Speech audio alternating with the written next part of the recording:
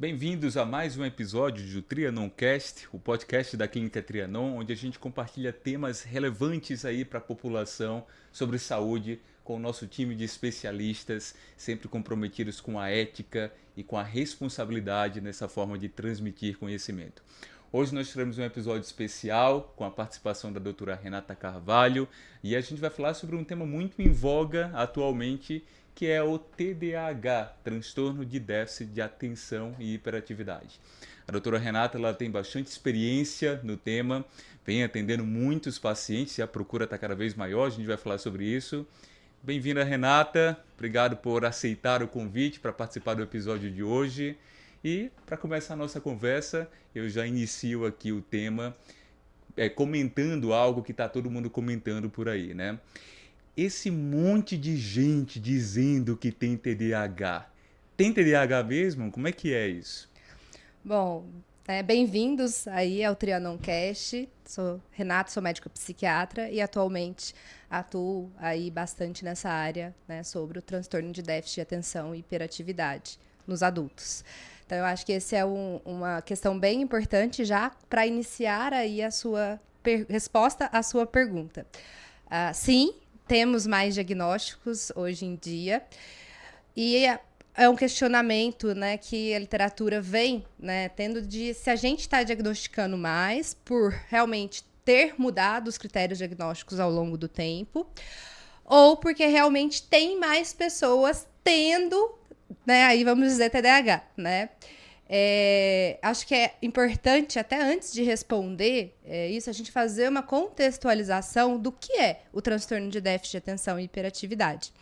Porque a gente está falando de um transtorno do neurodesenvolvimento, né? Eu sempre explico para os pacientes que é uma doença, porque você tem uma alteração, né, lá a nível cerebral. Hoje em dia já existem pesquisas sendo feitas que você tem órgão-alvo, que seria o cérebro, com alterações, principalmente no córtex pré-frontal, e você começa a ter uma sintomatologia relacionada àquilo. Quando eu falo que é do neurodesenvolvimento, é porque a pessoa ela já nasce com aquelas alterações. Não necessariamente ela vai desenvolver a doença ao ponto de ser sintomática e necessitar de um tratamento. Tudo vai depender de um contexto de vida, de como tudo vai ali gerar aquela pessoa. E aí eu te respondo, né, exatamente por que temos tanto. A gente vive hoje num mundo extremamente competitivo. Desde a infância, as crianças já são estimuladas, né, na escola, do que ela vai ser no futuro, qual vai ser a profissão dela. Então, já existe um estímulo a essa competição, onde fica mais evidente que lá no passado você não tinha tudo isso, além do estímulo literal, que é muitas coisas acontecendo ao mesmo tempo. Então, hoje, a gente tem o celular, a gente tem a televisão, a gente tem o computador, a gente tem o livro, a gente tem tudo. E uma criança que lá atrás, ela chegava em casa, ia estudar, sentava e tinha que fazer a lição, só a lição. Hoje, a lição disputa a atenção com pelo menos mais umas 5 coisas que são muito mais atraentes e que te gera ali, né, uma sensação, um prazer muito maior do que fazer a lição. Então, hoje, a gente sabe que se diagnostica mais, mas até que ponto a gente não está numa sociedade onde a gente também está gerando mais esses casos, justamente pelos fatores estressores. Afinal, todas as doenças, seja um câncer, seja uma pressão alta, seja um diabetes, a gente saindo um pouco da psiquiatria, elas são, né, aí se tornam uma doença por um conjunto de fatores. Então, você tem uma genética favorável, aí você vem um ambiente ali desfavorável àquilo. Então, uma pessoa que desenvolve diabetes é uma pessoa que tem a genética e ela não se alimenta bem, não faz atividade física. É claro que vai ter aquela que faz tudo certinho, mas tem uma genética tão grande que também vai desenvolver.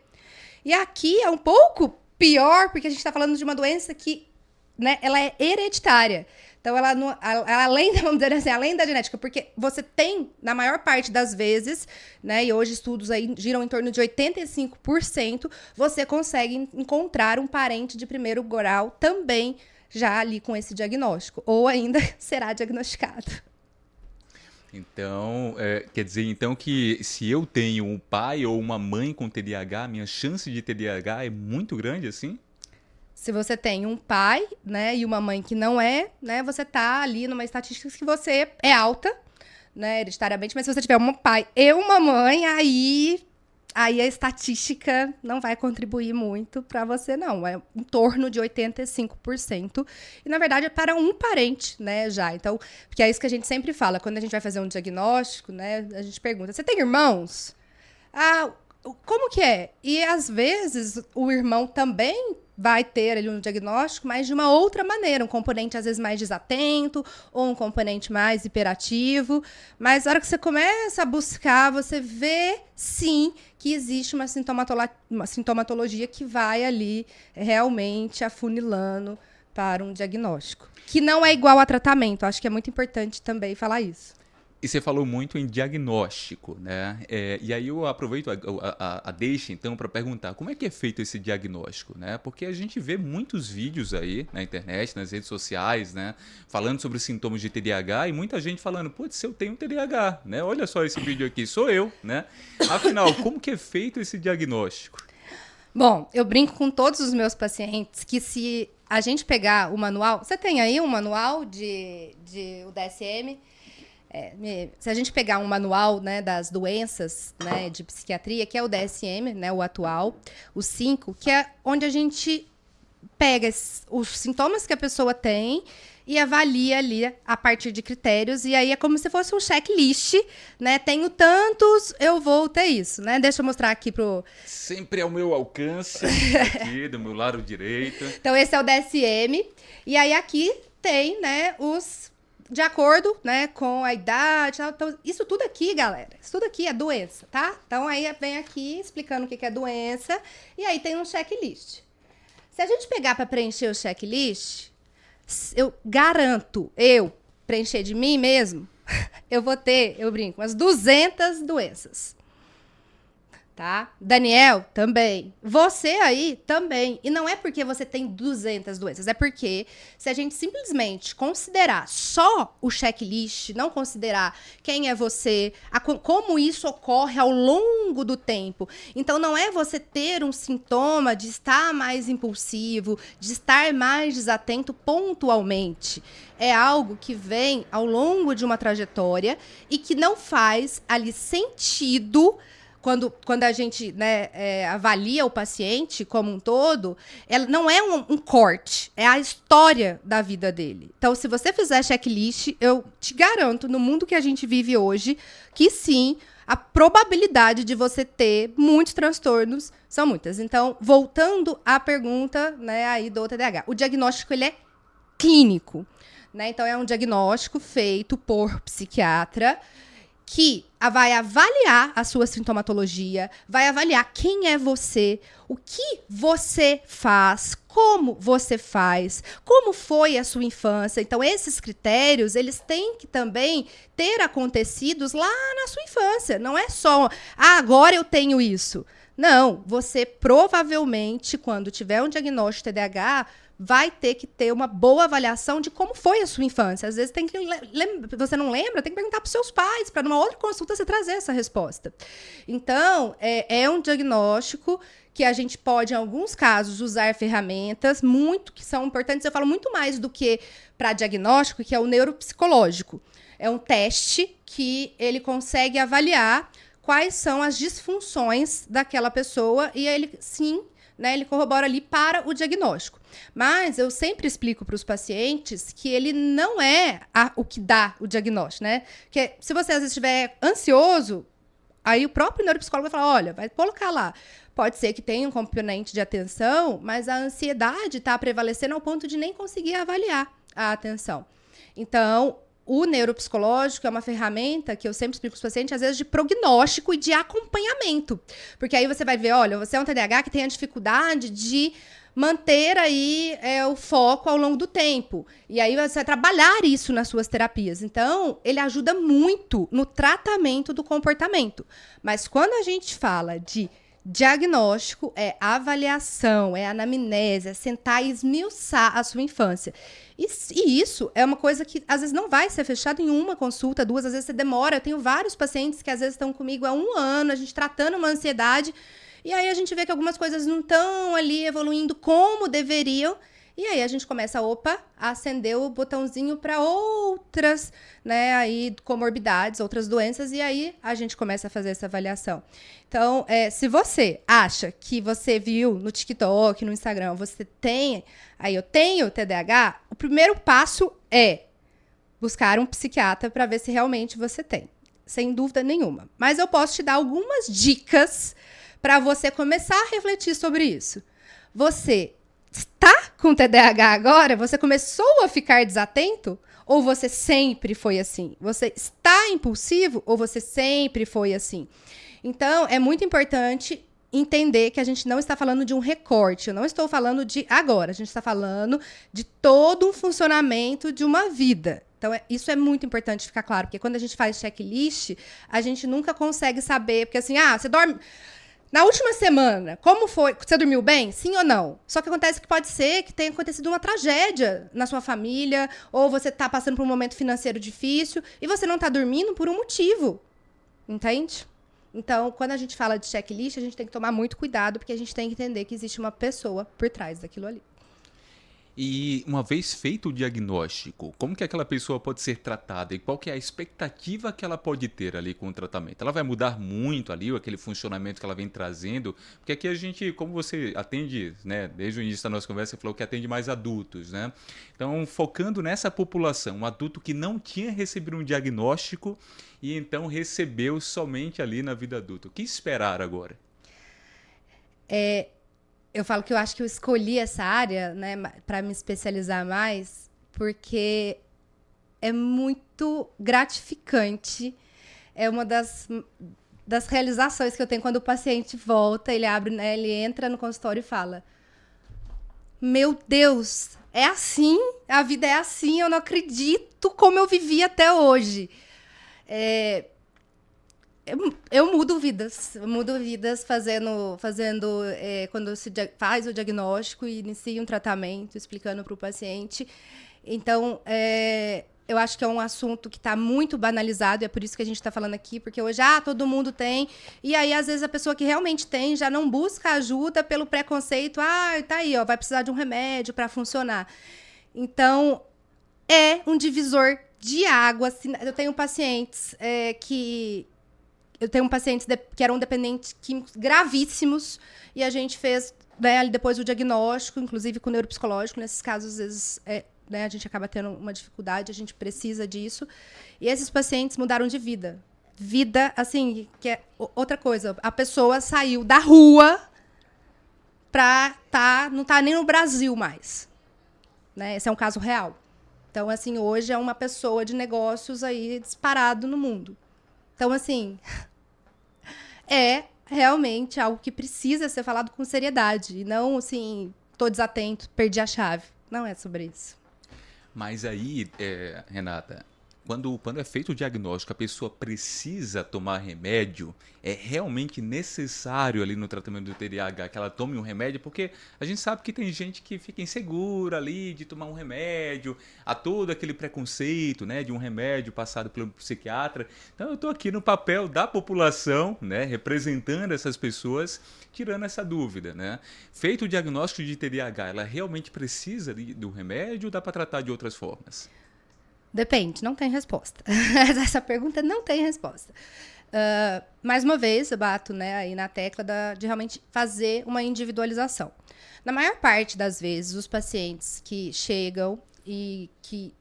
Geralmente, o paciente que acredita que tem aquele diagnóstico e não tem nenhuma comorbidade, esse paciente, na maior parte das vezes, se tiver querendo mudar, o comportamento, ele realmente vai ser suficiente. Quando o tratamento farmacológico entra, a gente entra já numa questão, né, que até de psiquiatria mesmo, né, não apenas falando do TDAH. Os pacientes que chegam... todo mundo que vai no psiquiatra sai com uma receita. Quando o paciente ele vai no psiquiatra, ele já segurou ali por anos até ele ir. Então, é como se você tivesse isso, um diabetes, e você já passou por todo o período que poderia esperar para aquele tratamento não vir a ser farmacológico, entende?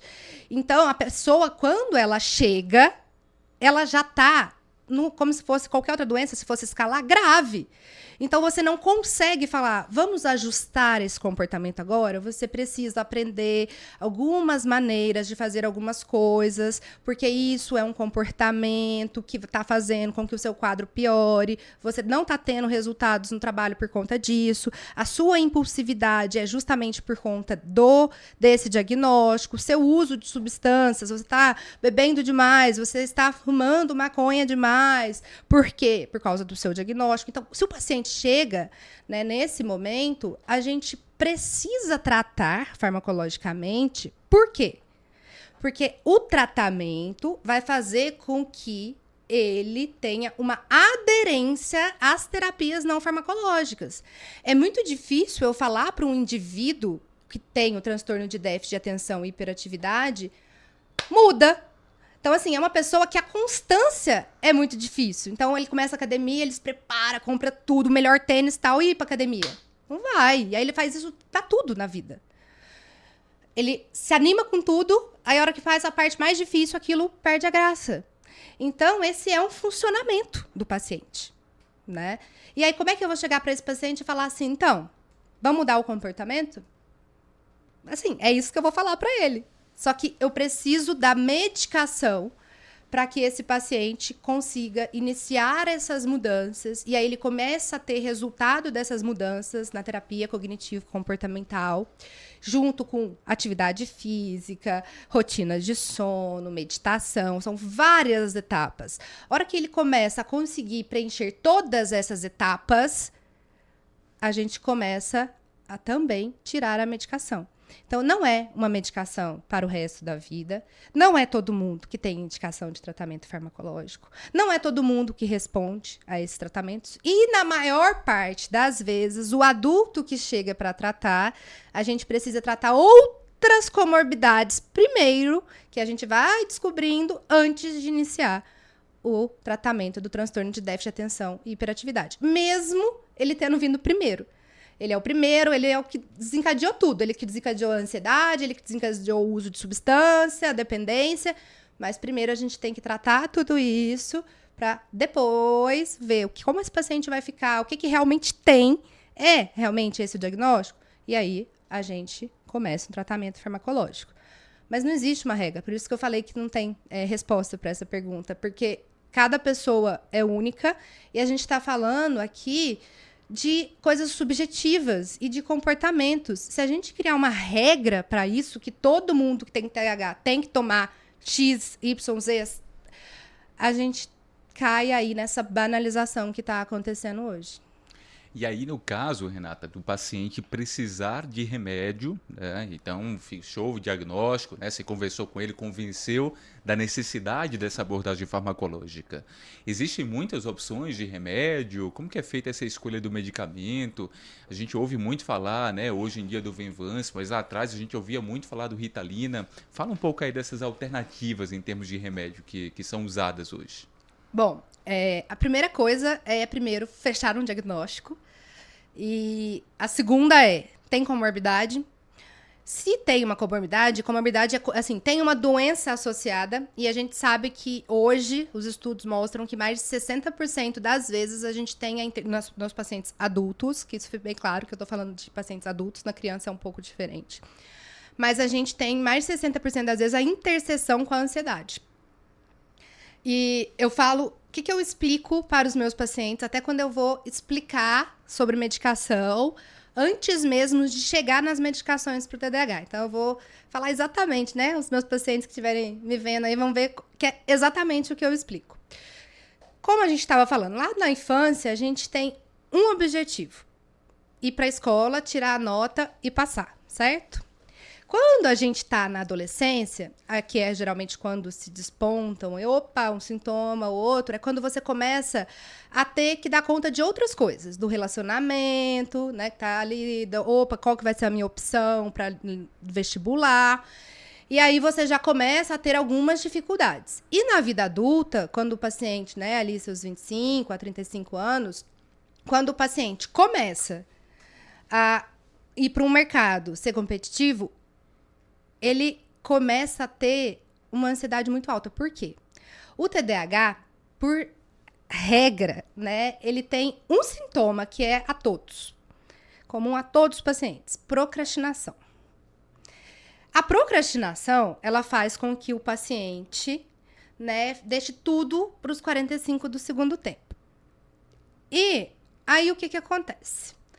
Ele vai lá, porque ele é uma pessoa ansiosa, ele quer se dar bem na vida, e deixa tudo tal, só que aí ele vai lá, pô, nos 45 do segundo tempo, a ansiedade veio na cabeça. Putz, se eu não entregar esse trabalho, vai acontecer isso, eu vou ser demitido, e aí não vai acontecer aquilo, tal.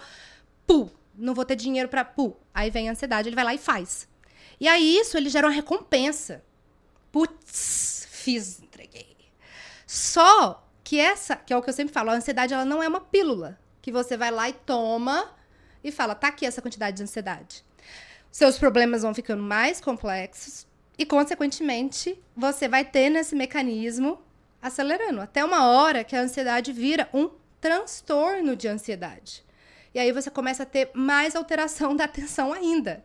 E você fica mais impulsivo ainda, porque a ansiedade faz com que você pense lá na frente.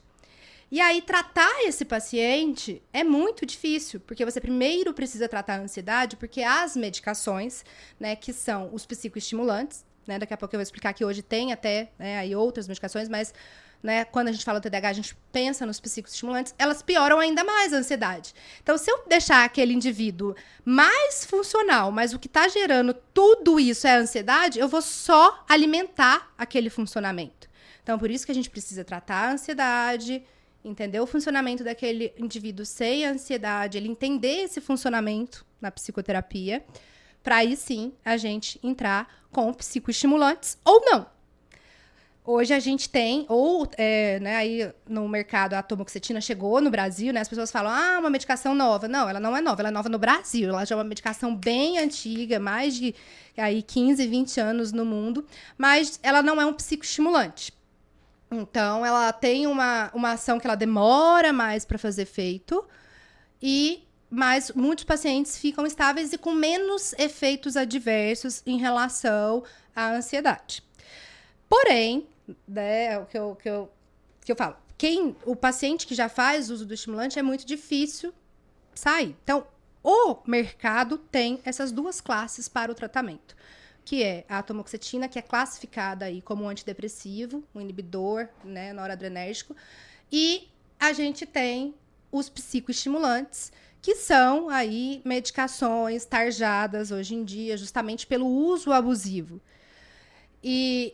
Então, a gente não tem, no Brasil, muito recurso, além disso. Lá fora tem outras moléculas sendo estudadas, mas aqui não. Então, a gente tem um arsenal aí que não... E, geralmente, o paciente que não responde, ele não responde... Se ele não responde ao... Né, você falou, a lisdexanfetamina e o Venvance, provavelmente também não vai ter uma resposta tão interessante, a Ritalina. Então, né, é complicado, mas o principal é a mudança do comportamento. Então, isso que é o que eu sempre falo para o paciente. Se a gente não mudar o comportamento, a gente não vai evoluir. A medicação ajuda nisso. Mas se o paciente tem muito efeito adverso, a gente também tem que pensar o que a gente vai colocar na balança. Qual é o momento de vida dele? Então, hoje a gente tem um arsenal terapêutico aí um pouco restrito, porque, né, é uma doença muito prevalente, que agora ganhamos aí no Brasil uma nova droga. Então, a gente acaba tendo esse cenário. E logo que o paciente começa a tomar, Renata, ele já começa a sentir já o efeito ou demora aí para ter o resultado? Porque com os antidepressivos, né, a gente tem uma demora ali de alguns dias, né, algumas semanas. Com esse tipo de medicação para TDAH, já é ali de imediato?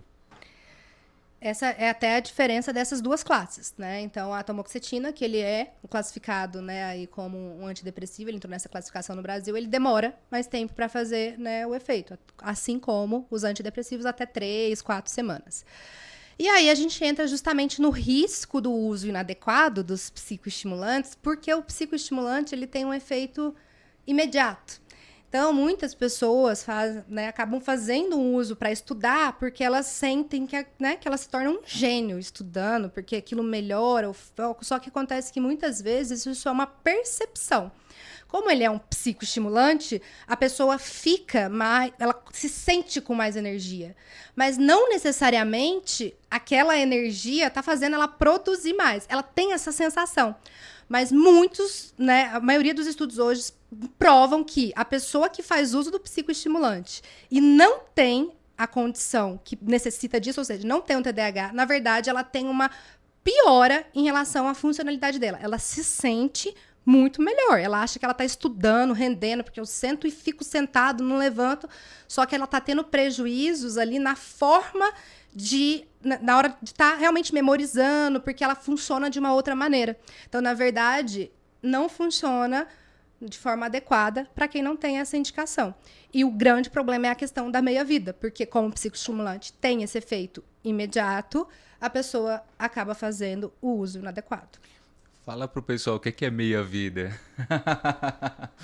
Isso é uma coisa importante, né? Que a gente usa, né? As palavras. Às vezes escapa, pessoal, uma palavra aqui técnica, né? Na conversa de médicos. Então... Mas acho que vale a pena só dizer, meia-vida é o tempo até chegar ali na metade da concentração do fármaco no organismo, né? Mas acho que para o pessoal entender assim, o meia-vida é o tempo do efeito. Isso, a duração do efeito. É o tempo tanto para fazer o efeito e o tempo do quanto o efeito dura, né? Então, esse eu acho que são os dois pontos. Quando a gente fala de meia-vida, é isso. E aí, os psicoestimulantes, eles têm uma meia-vida comparada aos antidepressivos menor. Então, ele faz efeito mais rápido. Você sente o efeito, você fala, putz, agora eu entendi, tô tratando.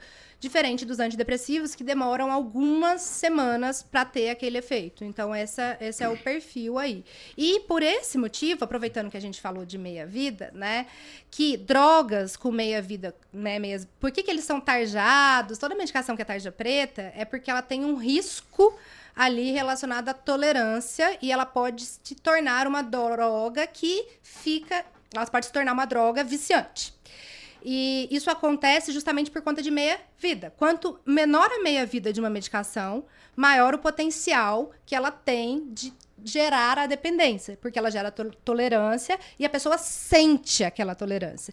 E aí, quando é uma medicação que gera recompensas, que tem um prazer, seja, né, aí tô estudando e sinto que eu tô estudando mais, aí você vai e entra nesse ciclo. Ou, né, a gente sabe que, infelizmente, existe um uso muito inadequado em baladas, justamente porque o uso aí relacionado à meia-vida. Se fosse um antidepressivo que ia fazer efeito só daqui 3 semanas, as pessoas não fariam esse uso, né? E um tópico muito relevante aqui, ele diz respeito a algumas coisas que você mencionou aí nas suas últimas falas. Por causa dessa questão das pessoas acreditarem, né, que o remédio ali para o TDAH vai deixá-las mais inteligentes, muitas acabam indo atrás desse remédio de forma paralela, aí no mercado negro, né, comprando aí, né, de outros fornecedores que conseguem essas medicações de forma muitas vezes ilícita, gerando ali um perigo e tanto para quem compra, né? Agora eu queria então que você comentasse, né, quais são os riscos desses indivíduos que ficam meio que fazendo autodiagnóstico, né? Ou às vezes até tem já um diagnóstico, mas em vez de ficar acompanhando no psiquiatra, né, no especialista, resolveram conseguir a medicação de outras formas e ficar se automedicando, né? Fala um pouco para o pessoal, né, os riscos envolvidos aí nesse comportamento. É o risco exatamente igual a qualquer doença onde você não está tendo um acompanhamento de perto para ver a evolução. A gente volta exatamente lá no que eu falei no início. O objetivo do tratamento é uma mudança de comportamento para que você comece a funcionar de uma maneira diferente, que você entenda etapas, e isso é um treinamento, né? Eu brinco, é como se fosse um adestramento mesmo, porque você aprendeu de uma maneira que não é a que realmente vai ser efetiva ao longo da vida. Então, você tem que reaprender tudo isso. Então, se você simplesmente só tomar a medicação, você vai precisar cada vez mesmo de uma dose mais alta, porque você não está fazendo com que aquilo ali seja diferente. Você sempre vai ter o mesmo resultado. Então, eu acho que esse é o grande ponto. E por que isso acontece muito no TDAH? Acho que é importante a gente falar isso, que a gente acabou não falando. Então, as pessoas às vezes acham, né, que o TDAH está relacionado à atenção. Então, é uma pessoa esquecida e tal. E hoje a gente sabe que, principalmente nos adultos, a impulsividade é um dos pilares, um principal pilar. Devia se chamar, então, TDAHI, não é? Existem aí algumas vertentes, né, e alguns estudos querendo, né, principalmente para o adulto, colocar o I, né, da impulsividade.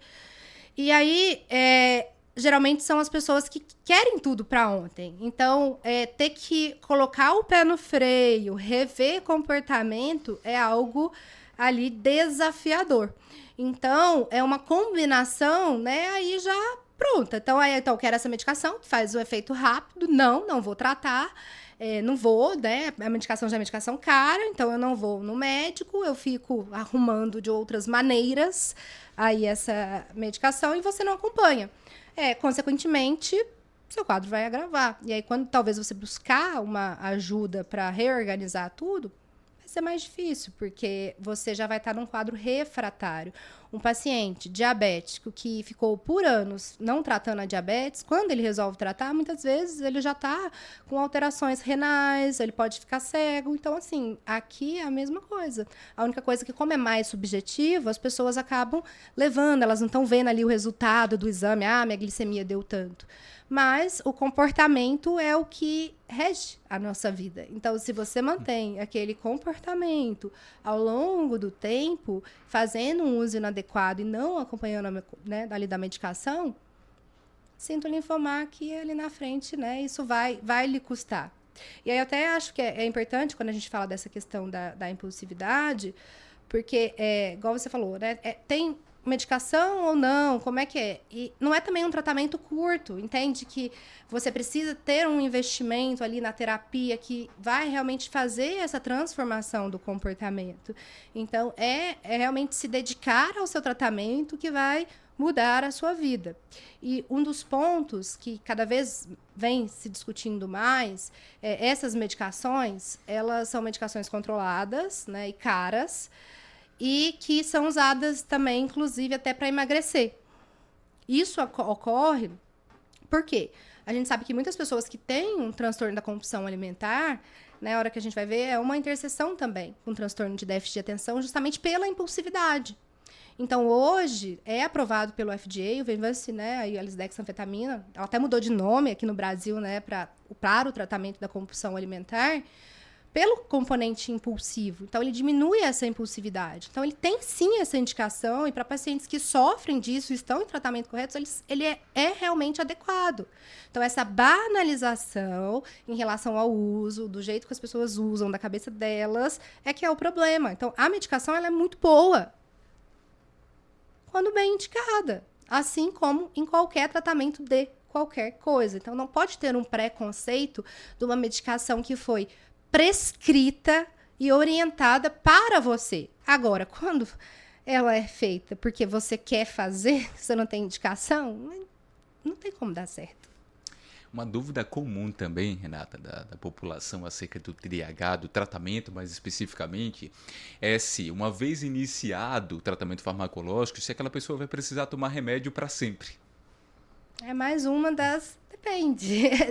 Você foi para terapia, você fez a TCC, como tá seu sono, como é seu trabalho? Você entendeu que você às vezes precisa dar olhar, o que eu tô fazendo?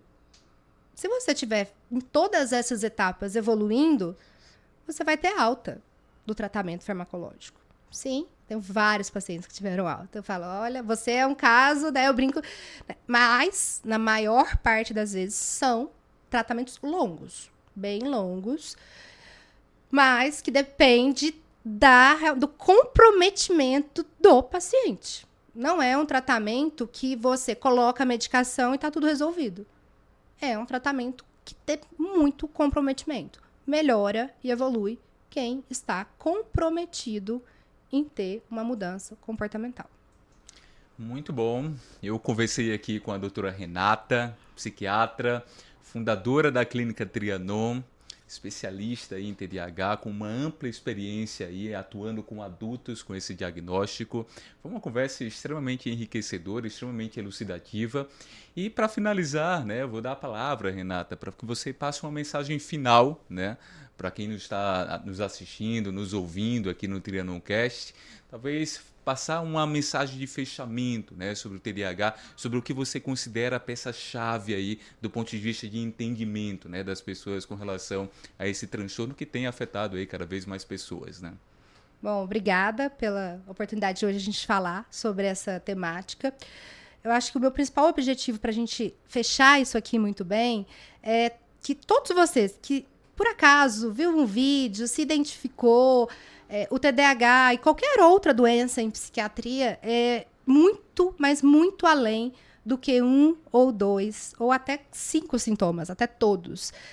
Você é uma pessoa e você é única. Se você tentar se enquadrar em checklist, não ter uma avaliação individualizada, você realmente pode ter tratamentos inadequados e sofrer com isso. Então, independente do diagnóstico, falando agora em psiquiatria, sempre procure bons profissionais para colocar o bem mais precioso que você tem, que é a sua saúde, na mão da outra pessoa. Então, profissionais qualificados, não ficar achando que você tem tudo, tire essa dúvida com o seu médico. Eu acho que essa é a minha mensagem aí. Espero que a gente, né, tenha outros podcasts para a gente falar sobre TDAH. A gente passou bem aqui superficialmente, tem muito assunto aí, mas se essa mensagem ficou, eu já fico muito feliz em ter passado ela. Então, muito obrigada. Com certeza teremos novas oportunidades de conversar sobre esse tema. É um tema muito vasto e que requer realmente uma discussão mais profunda.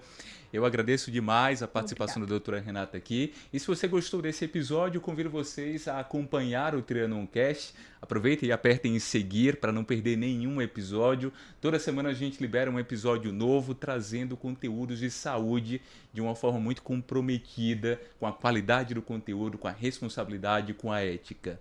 E convido vocês também que passam aqui por São Paulo a nos visitar aqui na Clínica Trianon e ter a oportunidade de ter um atendimento de excelência com o nosso time aqui de especialistas. Muito obrigado pela atenção de vocês e até a próxima.